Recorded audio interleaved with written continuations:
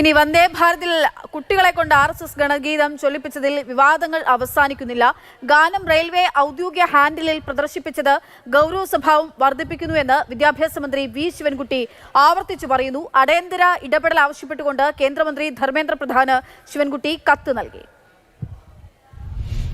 വിദ്യാഭ്യാസ സ്ഥാപനങ്ങളുടെ മതേതര സ്വഭാവം തകർക്കുന്ന ഇത്തരം നടപടികളെ ശക്തമായി അപലപിക്കുകയാണ്.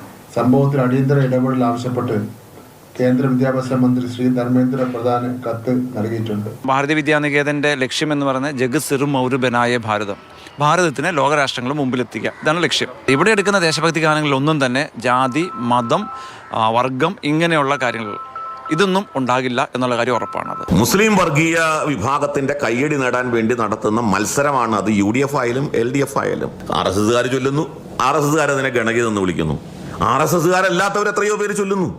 ഇതൊക്കെ പബ്ലിക് ഡൊമൈനിൽ എല്ലാവരുടെയും ഗീതമായിട്ട് മാറിയതാ.